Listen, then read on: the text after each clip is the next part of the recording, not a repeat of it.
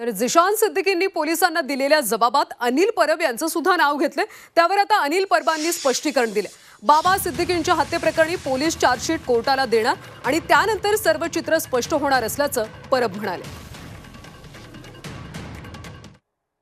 ते चार्जशीटमध्ये किंवा आरोपपत्रामध्ये दाखल होतं।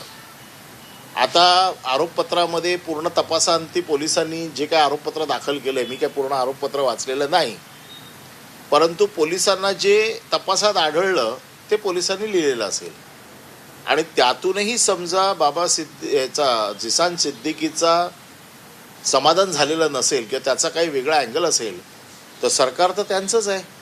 त्यांनी सरकारकडे पुन्हा तक्रार करावी, पोलिसांनी पुन्हा चौकशी करावी आणि ह्याच्यातलं सत्य काय अजून लपलेलं असेल जे त्याला माहीत असेल, कुठल्या कुठल्या गँगस्टरचे त्याच्या वडिलांना फोन येत होते, अशा बातम्या सतत येत होत्या, टी व्हीवरच दाखवत होत्या की छोटा शकीलने त्याच्या वडिलांना धमकी दिली, अशी बातमी मी एकदा बघितली होती।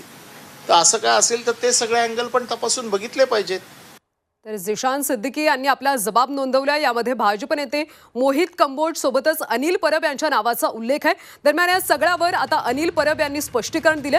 बाबा सिद्दीकींच्या हत्येप्रकरणी पोलीस चार्जशीट कोर्टाला देणार आणि त्यानंतर सगळे चित्र स्पष्ट होणार असं अनिल परब म्हणाले।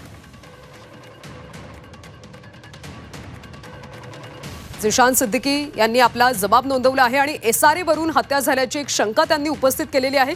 या सगळ्या प्रकरणी आता अनेक नेत्यांनी आपली प्रतिक्रिया सुद्धा दिलेली आहे। अनिल परब यांचं सुद्धा जबाबामध्ये नाव घेण्यात आलं। त्यावर आता अनिल परब यांनी स्पष्टीकरण दिले। बाबा सिद्दीकींच्या हत्येप्रकरणी पोलीस चार्जशीट कोर्टाला देणार आणि त्यानंतर सगळंच चित्र स्पष्ट होईल असं परब म्हणतात।